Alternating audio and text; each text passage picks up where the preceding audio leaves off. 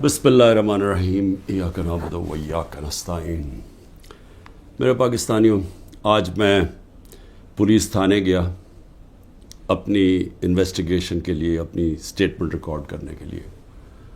तो मेरे लिए तो अब ऐसे है कि अदालतें मेरा ऑफिस बन गई हैं। हर रोज़ मैं ऑफिस जाता हूँ जिस तरह, और ये इन्वेस्टिगेशन पुलिस के बार बार पुलिस और GITs की इन्वेस्टिगेशन में भी जाता हूँ। मैं सिर्फ अपनी कौम को आज ये बताना चाहता हूँ कि मुझे इस दौरान मैं अल्लाह का शुक्र अदा करता हूँ कि ये जो मैं 14 महीने से गुज़रा हूँ, मैंने 27 साल पहले तहरीक इंसाफ शुरू तो की थी कि इस मुल्क में सबसे बड़ा मसला ये है कि इंसाफ नहीं है। मतलब इंसाफ का मतलब ये, इंसाफ अब याद रखें हमेशा कमज़ोर को चाहिए होता है। ताकतवर अपने आप को कानून से ऊपर रखता है। अमेरिका अपने आप को इंटरनेशनल क्रिमिनल कोर्ट का हिस्सा नहीं बनाना चाहता क्योंकि वो ताकतवर है, लेकिन कमज़ोर मुल्क उसका हिस्सा बनना चाहते हैं क्योंकि उनको ताकतवर से तहफ़्फ़ुज़ चाहिए। जंगल के अंदर कमज़ोर को कोई तहफ़्फ़ुज़ नहीं मिलता, जो ताकतवर होता है बस उसका राज है। तो इंसानी माशरों के अंदर, जिस तरह मैं आपको बार बार ये चाहता हूँ आपके ज़हनों में चला जाए कि अल्लाह के सारे पैगम्बरों का असल मिशन ही इंसाफ था। और फिर से बता दूं, इंसाफ आज़ाद करता है इंसानों को, क्योंकि उनके हुकूक ताकतवर से उसकी जब तहफ़्फ़ुज़ देता है तो इंसान आज़ाद हो जाते हैं, और आज़ाद इंसान की परवाज़ ऊपर जाती है। एक इंसाफ के माशरे में अमन होता है, और अमन, इंसाफ और आज़ाद माशरे खुशहाल होते हैं। जो आज आप सारे दुनिया के माशरे देख लें, ये जो भी मगरब, यूरोप वगैरह, ये जो भी खुशहाली है वहाँ ये सारी चीज़ें हैं।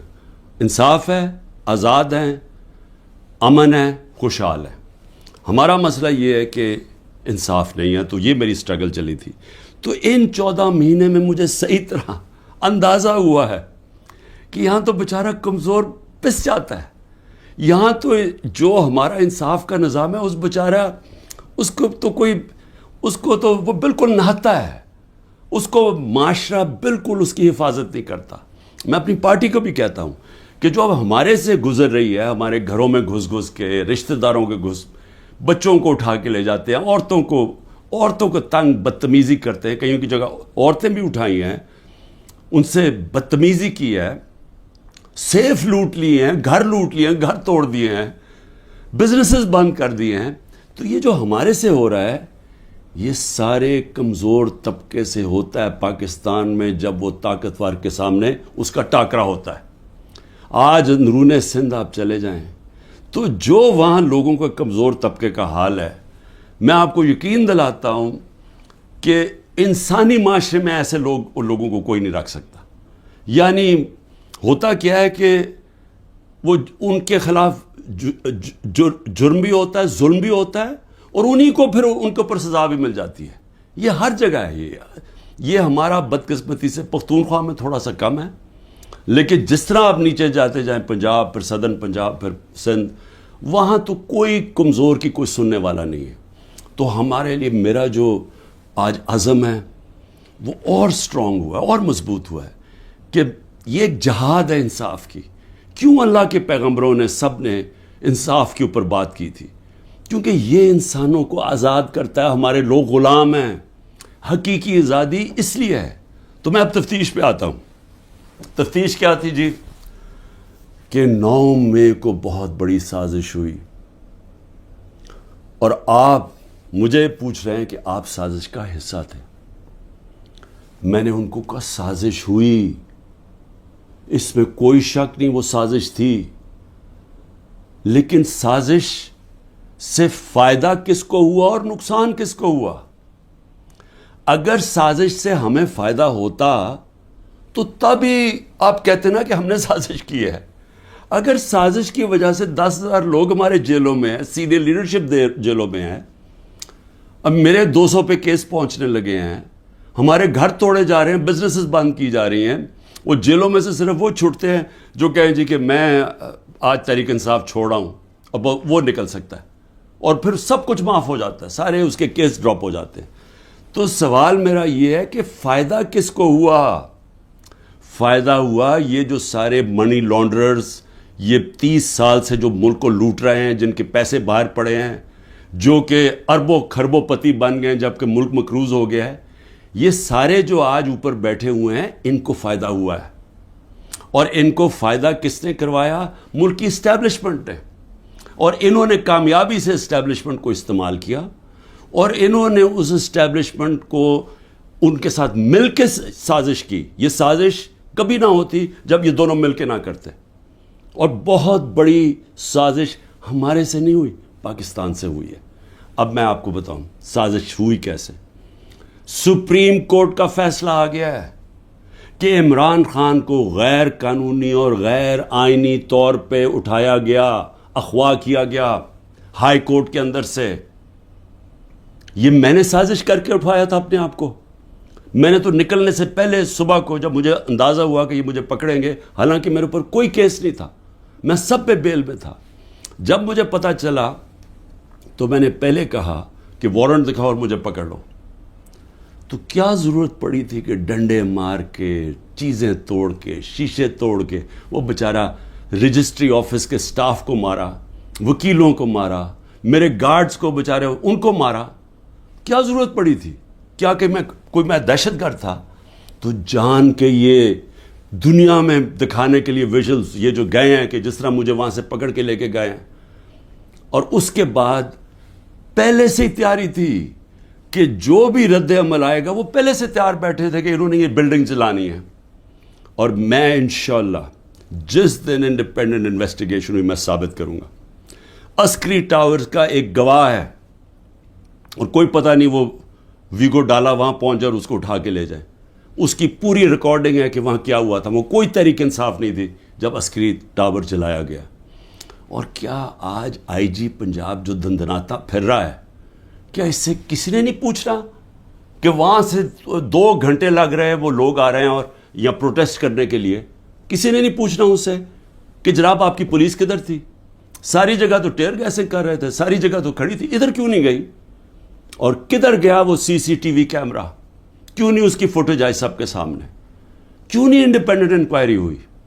کور کمانڈر گھر کی سازش تھی، اور انشاءاللہ یہ سازش آئے گی سامنے جب ہمارا موقف سنا جائے گا. میں نے انکوائری والوں کو بھی کہا جج دونوں طرف سن کے فیصلے کرتا ہے، ون سائیڈڈ فیصلے نہیں کرتا کہ ایک جج جوری ایکسیکیوشنر جناب آپ ہی فیصلہ کر لیں کہ جی یہی انہوں نے کیا اور ان کو پکڑ کے مارنا شروع کر دو، پکڑ کے لو اور ملٹری کورٹس بنا دو تاکہ کچھ چیز نکلے ہی نہ، جیسے مرضی سزا دے دو. تو میری اپنی قوم سے جو میں آج کہنا چاہتا تھا وہ یہ کہ اس کو جس طرح استعمال کیا گیا، یہ نہیں کہ انہوں نے تحریک انصاف کو پلان کر کے ختم کرنے کی کوشش کی ہے. یہ ہماری ڈیموکریسی ختم کر رہے ہیں. مجھے جو آج سوالوں سے چیز سامنے آئی وہ کیا تھی؟ مجھے کہتے جی آپ کے لوگ کیوں گئے وہاں، کنٹونمنٹ میں کیوں گئے، تو فلانی جگہ کیوں گئے، آپ نے پہلے سے تیار کیا ہوا تھا. میں نے ان سے پوچھا کہ جب مجھے کمانڈو ایکشن سے اٹھایا جا رہا ہے وہاں تو کدھر جانا تھا لوگوں نے پروٹیسٹ کرنے؟ تو اس کی باتوں سے مجھے یہ لگا کہ آپ کو پرامن احتجاج کرنے کی اجازت نہیں ہے کہیں GHQ کے سامنے یا کنٹونمنٹ کے سامنے. مجھے بتائیں آئین میں کدھر لکھا ہوا ہے؟ کہیں آئین میں لکھا ہوا ہے تو میں مانوں کہ میں نے قانون توڑا ہے. آئین میں لکھا ہوا ہے کہ آپ کا حق ہے، ہر پاکستانی کا حق ہے کہ جب ناانصافی ہو، سمجھ لیں ناانصافی کے خلاف آپ پروٹیسٹ کر سکتے ہیں پرامن طور پہ.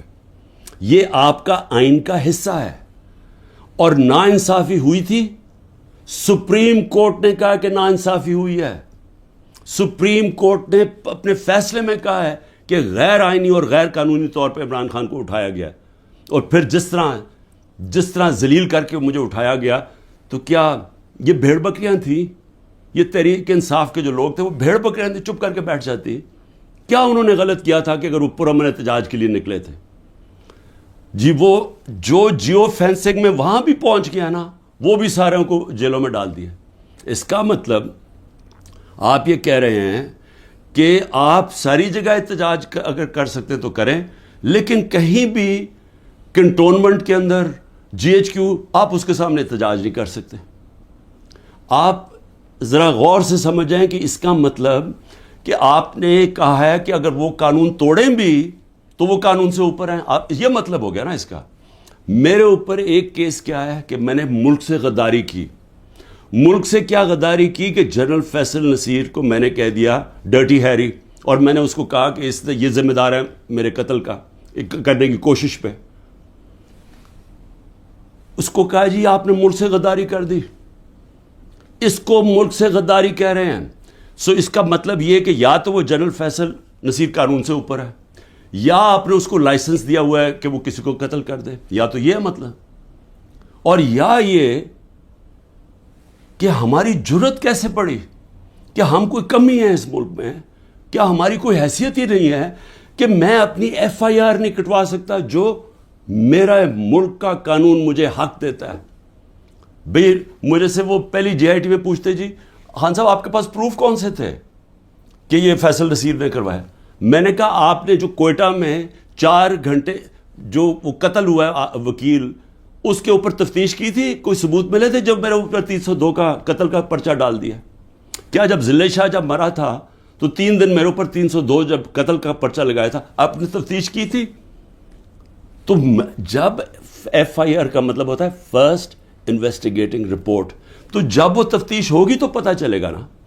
تو میرا سوال یہ ہے کہ برطانیہ میں جو سب سے مقدس جگہ ہے وہ ہے prime minister house, 10 Downing Street. ہر دوسرے دن وہاں احتجاج ہوتا ہے, پرامن احتجاج ہوتا ہے. کبھی کسی نے اس کے اوپر روکا ہے؟ تو مجھے یہ بتائیں کہ جب رینجرز کو دیکھ رہے ہیں مجھے اٹھا رہے اور کمانڈوز, تو کیا لوگوں نے کدھر جانا تھا؟ احتجاج ہی کرنا تھا نا. سوال یہ کیوں نہیں پوچھتے کہ وہ لوگ جو 25 لوگوں کو گولیاں سے مارا گیا, وہ لوگ جن کی نوجوانوں کی ٹانگیں چلیں گی, 3 لوگوں کی ٹانگیں کٹی, جو بستر پہ ہے, جو کمر پہ گولی لگی پیرالائز ہو گیا, وہ کیا پاکستانی نہیں تھے؟ ان کا کوئی حقوق نہیں ہے, ان کا کوئی نام ہی نہیں لے رہا کہ جی کور کمانڈر ہاؤس جلایا. ہم سب اس کے ہم مذمت کرتے ہیں.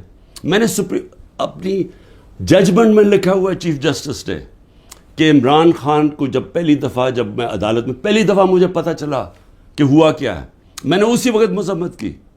اور میں نے کہا 27 سال میں نے ہمیشہ اپنی پارٹی کو کہا ہے کہ آپ نے قانون کے بیچ میں رہنا ہے. میں نے کبھی اس ملک کا قانون نہیں توڑا.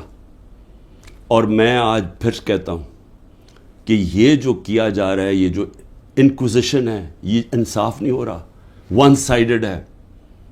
کہ فیصلہ کر لیا کہ جناب آپ نے تحریک انصاف کو ختم کرنا ہے, تو ساری پارٹی کو کتنے لوگ تھے جو یہ جو جدھر جو گھر جلیا, بلڈنگ جلی, کتنے ہوں گے؟ 100 150 200 300 400 1000 ہوگا. تو 10,000 لوگوں کو کس طرح اندر ڈال دیں, اور پھر ان کو موقع دیں کہ وہ بتائیں تو صحیح کہ ان کی سائڈ کیا تھی. دوسرا کام جی 164 کے بیان لیے جا رہے ہیں. جو جیلوں کے اندر لوگ ہیں, جو خاص طور پہ جن کو انہوں نے سمجھا جی جیو فینسنگ میں آ گئے, ان سے بیان کیا لیا جا رہا ہے؟ میرے سینئر لیڈرشپ جو جیلوں میں ہے کہ جی 164 کا بیان دیں کہ عمران خان نے ہمیں حکم دیا تھا کہ وہاں جا کے گھر جلاؤ. یہ عمران خان کا حکم ہے, یہ ان سے بیان لے رہے ہیں. پہلے تو قانون کے اندر یہ سمجھ جائیں کہ جو وعدہ معاف گواہ ہوتا ہے اس کو گرگٹ کہتے ہیں قانون میں. گرگٹ کا مطلب کہ وہ رنگ بدلتا ہے, وہ جدھر ہوتا ہے جس کے ساتھ ہوتا ہے اسی طرح کا بن جاتا ہے, اس کی کوئی اہمیت نہیں ہوتی. 2 مہینے سے کوشش کر رہے ہیں. اعظم خان کو ادھر پکڑا ہوا ہے, سینئر پاکستان کا سینئر بیوروکریٹ, اس کو اغوا کیا ہوا ہے. اس سے پوچھ رہے ہیں کہ عمران خان کے خلاف کوئی بیان دو, کوئی 164 کا وعدہ معاف گواہ, اور لوگوں کے اوپر پریشر ڈال رہے ہیں جس کو پکڑا ہوا کہ جی اس کے خلاف بیان دو. میری جو بھی یہ لوگ لگے ہوئے کر رہے ہیں, میں صرف ان کو ایک پیغام دینا چاہتا ہوں کہ اس ملک کا سوچیں, اس کو تباہ نہ کریں. یہ جو آپ کرنے جا رہے ہیں کہ سب سے بڑی پارٹی جو اکثریت پبلک جس کے ساتھ کھڑی ہے, اور اکثریت کا مطلب 70-80% پبلک آج جس کے ساتھ کھڑی ہے, اس کو عمران خان کو ختم کرتے کرتے ملک کی جمہوریت, ملک کی آزادی, ملک کی ادارے, ملک کا آئین, اس سب کو آپ ختم کرتے جا رہے ہیں. اور اس سے قومیں بچتی نہیں ہیں, خاص طور پہ جو اخلاقیات ختم کر رہے ہیں. ساری morality ختم ہو گئی ہے. کیئر ٹیکر گورنمنٹ پہ وہ بیٹھے ہوئے ہیں, وہ ٹی وی پروگرام پہ کہہ رہے ہیں, ٹی وی پروگرام کے شرم بھی نہیں آ رہی کہ کیئر ٹیکر کا مطلب ہوتا ہے غیر جانبدار, نیوٹرل. وہ کہہ رہے ہیں جی ہم نے بانٹا تھا کہ اس کو اتنے نمائندے اے این پی کے آئیں گے, اتنے جے یو آئی کے آئیں گے اور اتنے فلانے کے آئیں گے. تو یہ تو یعنی اگر ہماری, مجھے افسوس ہے عدالتوں میں بڑا پریشر ہے, لیکن اسی کے اوپر سو موٹر ایکشن لیں کہ کیسے کیئر ٹیکر گورنمنٹ ہو سکتی ہے جو کہ تینوں پارٹیز کی بن گئی ہے. ہم اپنی گورنمنٹ گرا رہے ہیں, آئین کے مطابق کیئر ٹیکر آنا ہے, یہ آ کے بیٹھ گئے اور ہر قسم کی کرپشن ہو رہی ہے. آج کوئی فکر نہیں پڑی نیب کو کہ کرپشن کدھر ہو رہی ہے, کوئی ایف آئی او کو فکر نہیں ہے. ملک کھلے عام کرپشن ہو رہی ہے آج, اور صرف لگے ہوئے ہیں کہ جی کسی طرح اس پارٹی کو ختم کریں. تو میں صرف ایک تو یہ کہنا چاہتا تھا آج کہ میرا یہ جو ہوا ہے آج تفتیش, مجھے حیرت ہوئی کہ وہ یہ, بلکہ وہ ان کے ایسے وہ بول رہے تھے جیسے کہ آپ احتجاج بھی کرنا آپ کے لیے آپ نے کوئی غداری کر رہا ہے ملک کے ساتھ, تو پھر جمہوریت ختم کر دیں, کہہ دیں مارشل لا لگ گیا, کہیں کہ پھر جناب جو مرضی وہ فیصلہ کریں گے وہ کریں گے.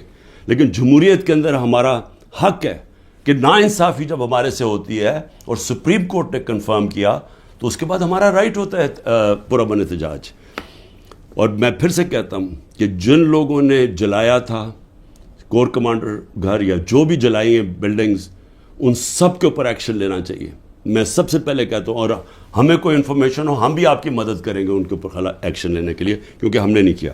دوسری چیز ہی اسرائیل آیا جی, اسرائیل کے اوپر ایک گورنمنٹ منسٹرز کہہ رہے ہیں کہ جی دیکھیں عمران خان کے, اسرائیل نے عمران خان کے لیے سپورٹ کر دیا. پہلے تو یہ ذرا میرے بیان سن لیں, یہ جب میں پرائم منسٹر تھا, یہ میرے بیان صرف یہاں نہیں ہیں, 2 پاکستان میں بھی ہیں اور امریکہ کے اندر جا کے میں نے یہ بیان دیا ہے. یاد رکھیں امریکہ کے اندر سب سے تکڑی لابی اسرائیل کی لابی ہے. امریکہ کے اندر سننے کے میں نے بیان کیا دیا, اور پاکستان میں بھی پرائم منسٹر ہوتے ہوئے. Next questioner. There's been talk about Pakistan forming relations with Israel, and we know the winds of change are blowing through the Middle East. Is this in the cards, and why? I'm afraid I don't know where this has come from. It's not. Pakistan has a very straightforward position, and it was a founder of Pakistan, Quaid-e-Azam, Muhammad Ali Jinnah, who was very clear that, there has to be a just settlement, a homeland for Palestinians before Pakistan can recognize Israel. جو بھی کوئی ملک کرے, ہمارا تو موقف بڑا clear ہے, اور ہمارا موقف قائد اعظم محمد علی جناح نے 1947 میں کلیئر کر دیا تھا, 1948 میں, کہ ہم اسرائیل کو کبھی تسلیم نہیں کر سکتے جب تک فلسطینوں کو ان کا حق نہیں ملتا, ان کو ایک جسٹ سیٹلمنٹ نہیں ہوتی. جو 2 نیشن تھیوری تھی پیلسٹینین کی کہ ان کو پورا ایک ان کی اسٹیٹ ملے جو کہ پیلسٹینین فیصلہ کریں, ٹھیک ہے. جب تک وہ نہیں ہوتا, اگر ہم وہ تسلیم کر لیتے ہیں تو ہمیں پھر کشمیر کا بھی, ہمیں ایگزیکٹلی سچویشن کشمیر کا ہے تو ہمیں وہ بھی گیو اپ کرنا چاہنا چاہیے. تو اس لیے پاکستان نہیں تسلیم کر سکتا اسرائیل کو. اب امریکہ میں میری بیان کی کیا اہمیت ہے, کیونکہ یہ جو 2 ہیں نا, نواز شریف اور زرداری یا ان کے بچے, میں چیلنج کرتا ہوں کہ یہ جا کے امریکہ کیا پاکستان میں بیان دے دے ان کے خلاف, لیکن امریکہ میں جا کے دے. یہ میں کہتا ہوں کہ ان کی اتنی جرت نہیں تھی کہ جب امریکہ نے اور ہندوستان نے مل کے موڈی کے دورے پہ امریکہ جب جوائنٹ سٹیٹمنٹ دی اور انہوں نے کہا کہ پاکستان کا نام لیا بائیلیٹرل ٹاکس میں, پاکستان کا نام آتا ہے کہ جی پاکستان کراس بارڈر ٹیررزم کر رہی ہے اور پاکستان کو بند کرنی چاہیے. کسی کا بیان نکلا کسی کے منہ سے, کہیں وہ بیٹھا ہوا نواز شریف کہ اس کے منہ سے کوئی آواز نکلی, کہیں زرداری کے منہ سے کوئی آواز نکلی؟ نہیں نکلے گی. جب 400 ڈرون اٹیک ہو رہے تھے پاکستان میں, جو دنیا میں کوئی مثال ہی نہیں ہے کہ آپ جس کے لیے جنگ لڑ رہے ہیں وہ آپ کے ملک میں ڈرون اٹیک کر رہے ہیں, ان کے منہ سے ایک لفظ نہیں نکلا. اور میں آج اپنی اسٹیبلشمنٹ سے پوچھنا چاہتا ہوں کہ آپ ان لوگوں کی آج حمایت کر رہے ہیں جن کے اربوں روپے نہیں ڈالر باہر پڑے ہوئے ہیں. یہ کبھی بھی ایک لفظ نہیں کہیں گے ان لوگوں کے پاس جن کو پتہ ہے کہ وہ کسی وقت ان کے، جس طرح وہ روسیوں کے اب ڈالر ضبط کر رہے ہیں نا، ان کی روسیوں کی پراپرٹیز جب سے جنگ ہوئی ہے ضبط کر رہے ہیں، وہ کبھی بھی ان کے ڈالرز، کیونکہ چوری کا پیسہ ہے اور اربوں ڈالر پڑا ہوا ہے ان کا باہر، یہ کبھی ان کے خلاف بات نہیں کریں گے، یہ اپنے ملک کے لیے کبھی کھڑے نہیں ہوں گے. یہ تو ان کو تو ہندوستان سے جان جاتی ہے، کیونکہ ان کو پتہ ہے کہ ہندوستان کی اور اسرائیل کی لابی بڑی مضبوط ہے امریکہ میں، تو یہ تو کبھی بھی نہیں ملک کے لیے سٹینڈ لے سکتے. تو ان کی جو بیکنگ کی جا رہی ہے، میں یہ سوال پوچھتا ہوں کہ آج عمران خان کو تو دہشت گرد ثابت کرنے کی کوشش کی جا رہی ہے. مجھے یہ بتائیں کہ کبھی عمران خان نے ایسی حرکت کی کہ امریکنوں کو میسج بھجوایا جائے اپنے ایمبیسڈر حسین حقانی کے ذریعے میمو گیٹ کے اندر، وہ جو میمو گیٹ تھا، امریکنوں کو کہہ رہا ہے کہ ہماری فوج سے ہمیں بچا لو، اس کو آج پرائم پوزیشن میں بیٹھا ملک کے فیصلے کر رہا ہے. اور دوسرا، جس کو اتنا پیار تھا مودی کے ساتھ کہ اس کو گھر پہ شادی پہ بلا لیا، جبکہ وہ پاکستانی فوج کو پاکستان کے آرمی چیف کو دہشت گرد کہہ رہا تھا مودی. وہ کہتا پرائم منسٹر ٹھیک ہے لیکن وہ تو پتلا ہے، دہشت گرد پاکستانی فوج کو کہہ رہا تھا. ڈان لیگز کے اندر کیا ہوا؟ وہی کہہ رہا تھا نا کہ ہم تو بے بس ہیں جناب، ہماری فوج دہشت گردی کر رہی ہے. وہ لوگ آج ملک کے فیصلے کریں اور وہ بیٹھ کے باہر بیٹھ کے اپنے بڑے بڑے محلات کے اندر، اربوں روپے کی پراپرٹیز کے اندر وہ بیٹھ کے جناب وہاں فیصلے کریں کہ جی ملک میں کیا ہوگا، ملک میں الیکشن کب ہوگا، وہ فیصلے کریں. اور یہاں کیا نظر نہیں آ رہا ہماری اسٹیبلشمنٹ کو؟ آپ کو نظر نہیں آ رہا کہ یہ کر کیا رہے ہیں اس ملک کے ساتھ؟ کیا ان کا انٹرسٹ ہے پاکستان سے؟ کیا جب مشکل پڑی یہ ملک سے باہر نہیں بھاگے؟ کیا اسٹیبلشمنٹ نے خود، میں گواہ ہوں جتنی دفعہ مجھے انہوں نے ان کی کرپشن کے کیسز بتائے ہیں، میں گواہ ہوں جب جنرل باجوہ نے بتایا کہ انہوں نے فلانے ملک سے کتنی کمیشن اربوں ڈالر کی کمائی، میں گواہ ہوں کہ جب انہوں نے بتایا کہ یہ آصف زرداری کے جو کیسز ہیں، یہ شروع کی بات تھی، بعد میں تو ڈیلنگ کر لی انہوں نے. جنرل مشرف نے جب اس کا نیب کا پہلی دفعہ جو چیئرمین بنا جنرل امجد، مجھے بریفنگ دی گئی کہ ان کی کتنی پراپرٹیز ہیں ملک سے باہر. یہ تو پکڑی گئی ہے نا ایون فیلڈز کی اور 2-3 اور، باقی کتنی پراپرٹیز ہیں؟ میں بات کر رہا ہوں تب کی، آج سے 20 سال پہلے کی. اس کے بعد جو لوٹ مار انہوں نے 10 سال کی وہ اس کے اوپر ہے، اور آج جو کر رہے ہیں. تو کوئی ہمیں فکر نہیں ہے کہ ہمارا ملک بینکرپٹ ہو چکا ہے اور ہم آج انجینئرنگ کر رہے ہیں ہماری اسٹیبلشمنٹ کہ یہی لوگ پھر واپس آ جائیں. تو کوئی فکر نہیں ہے ملک کی. کیا یہ عمران خان نے کوئی ٹھیکہ لیا ہوا ہے کہ وہ سارا وقت یہ سارا برداشت کرے یہ جو ہو رہا ہے آج، اور صرف وہی اسی کے اوپر سارا رکھے کہ جی اس کو کسی طرح دبا دو؟ کس کا فائدہ ہے اس میں؟ اور اس لیے میں آخر میں صرف یہ کہنا چاہتا ہوں کہ دیکھیں یہ بڑی خواب ہے پاکستان کی، بڑا، اس کے لیے بہت بڑے ذہن تھے علامہ اقبال، اس کے لیے جس نے کس طرح کی سٹرگل کی، وہ بہت ہی بڑے لیڈر تھے، قائد اعظم.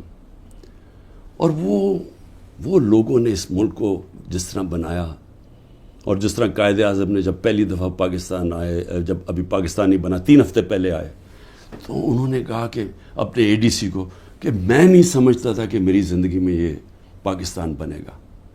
یہ وہ ملک تھا، اور ہم نے اپنی آنکھوں سے ہمارے بڑوں کو سنا، کیونکہ ہم تو پاکستان میں پیدا ہوا تھے. سارے ہمارے بڑے کہتے تو کتنے خوش قسمت ہو، آزاد ملک میں پیدا ہوئے. اور یہ ہمیں بدترین غلامی کی طرف جو لے کے جایا جا رہا ہے. نہ کوئی انسانیت رہے گی، نہ کوئی حقوق ہیں، جو مرضی چاہے کریں، کوئی قانون توڑیں، چوروں کو اوپر بٹھا دو.